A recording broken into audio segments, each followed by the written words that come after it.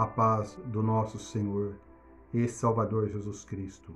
Deus abençoe a todos poderosamente, em nome do Senhor Jesus. Se o meu áudio estiver baixo, não estiver na normalidade, é só aumentar o volume, por gentileza, para nós não perdermos a ministração, a mensagem, em nome do Senhor Jesus. Hoje é domingo, 23 de março de 2025, na gravação do vídeo.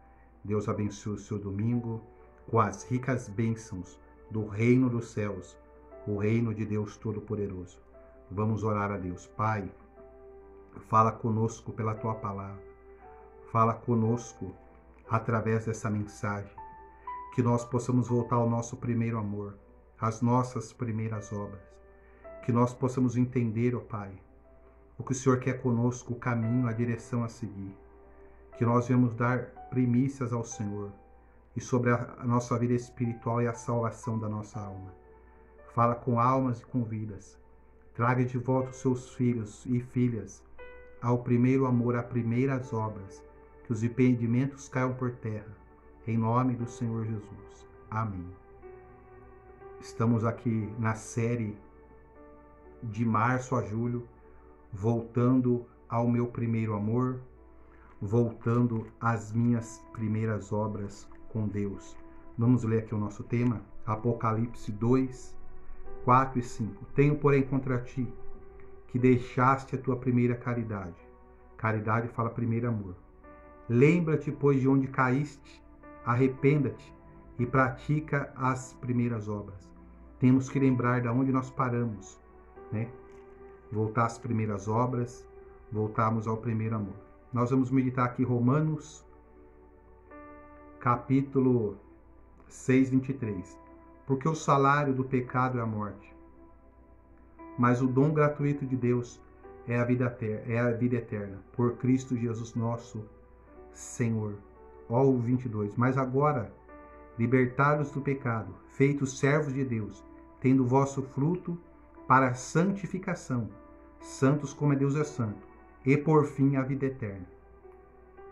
Não tem como nós falarmos de evangelho, falarmos de Cristo, não que a gente não tenha vitórias na vida sentimental, na vida amorosa, na vida espiritual, na vida ministerial, na vida financeira. Sim, mas não temos como nós falarmos de evangelho e não falarmos sobre a salvação da alma, sobre a vida eterna, sobre a condenação eterna. O Antigo Testamento mostra-nos isso. O Novo Testamento mostra-nos isso. A tão importante mensagem que não pode ser apagada e esquecida sobre a salvação da nossa alma. Quando falo nossa alma, é de todos. Quem está servindo a Deus, quem não está. Porque também nós não podemos estar servindo a Deus de qualquer maneira, de qualquer jeito, e acharmos que estamos salvos. Não. Temos que estar com a vida no altar, com retidão, né? Porque o texto bíblico fala assim sobre: de maneira nenhuma riscarei o teu nome. Não riscará se nós cumprirmos os princípios da palavra de Deus. Quando fala de salário, é quando nós recebemos. Você trabalha o mês, você recebe ali um salário acordado com a empresa, você recebe ali o vale, os 40%, você recebe o X do vale por mês, é um salário que você trabalhou. E a referência do Éden, do jardim do Éden, o primeiro Adão, quando caiu, ele trouxe maldição sobre a terra. O próprio texto de Gênesis fala que a terra é maldita por causa de ti, que Deus falou assim: por acaso comeste o fruto que eu lhe ordenei que não comesse. Era uma ordem, Adão quebrou essa ordem, desobedeceu a Deus. Trouxe pecado, o ser humano morreu espiritualmente, fisicamente, que nesse nosso corpo físico, e eternamente. Muitos acham, respeito, nós não estamos aqui criticando, eu estou ministrando e ensinando conforme nós que cremos no Evangelho em Cristo, que morreu, acabou. O corpo está ali, mas nós temos uma alma. A parábola do homem rico e de Lázaro mostra isso. A Bíblia fala que Lázaro morreu, veio os anjos e o levaram. E o homem rico foi levado para o Hades. Por que ele era rico? Não. Porque ele não temia Deus, ele não servia a Deus. Lázaro estava nos seios de Abraão, e ele estava no Hades, havia uma divisão, que há uma divisão, até aqui na Terra, do bem, do mal, da luz, da escuridão, do certo, do errado.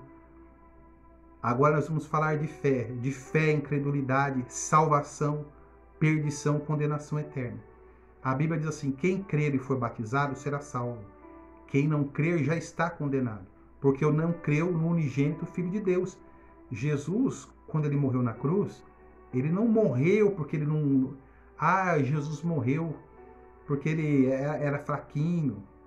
Como alguns que não conhecem a Bíblia falam assim, se Jesus descer na terra aqui de novo, nós vamos crucificar ele. Jamais.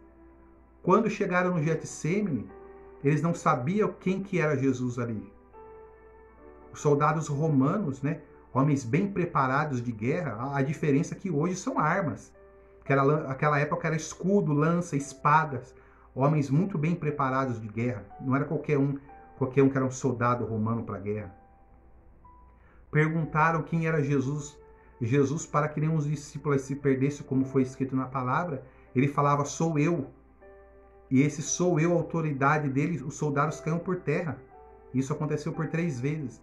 E ele mesmo disse, ninguém tem esse poder de dar a sua vida voluntariamente e a tomar de volta. Ele deu, ele entregou-se por amor à salvação pela humanidade, para resgatar o que se perdeu no Éden. Jesus é o segundo Adão, que quando ele morreu, derramou o sangue, né?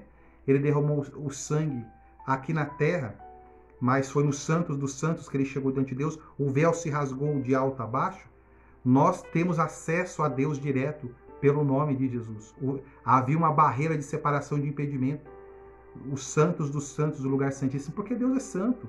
O texto aqui fala sobre o 22, mas agora, libertos do pecado, servos de Deus, tendo os vossos frutos para santificação. Sermos santos, né? Na nossa conduta, e por fim, a vida eterna. Olha o 23. Porque o salário do pecado é a morte. Essa morte aqui não é essa morte física. Morreu espiritualmente, fisicamente, eternamente. Essa aqui é a morte eterna. A separação de Deus por toda a eternidade. Então, quando nós continuamos na prática do pecado, no erro do pecado, o salário do pecado ele traz morte, morte eterna. Separados de Deus, porque Deus é santo.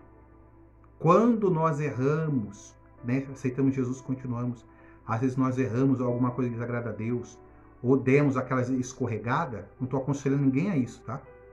Então vamos porque nós somos humanos, sujeitos a cair. O Senhor Jeová, o Pai, ele vem com ira sobre nós, que ele é santo, a santidade de Deus. Quando ele chega perto, o que ele olha em nós? Ele vê o selo de Deus. O Espírito Santo nos sela. Aí nós temos a marca do sangue de Cristo, a ira de Deus vai se afastando de nós. E é por isso que Cristo está à direita do Pai intercedendo por nós. Intercedendo pelo seu povo e intercedendo pela sua igreja. A importância de nós aceitarmos a Jesus, entendemos que o pecado ele traz ruína, o pecado ele traz morte, morte eterna, a separação total de Deus. O salário do pecado ele é a morte. O segundo Adão, que é Jesus, ele veio dar vida eterna. Não tinha vida eterna. Como assim? Eu quero explicar, justificar. Se Cristo não viesse, lógico que isso aí é um plano de Deus, é um assunto para outra hora. Cristo tinha que vir. Deus sabia da queda.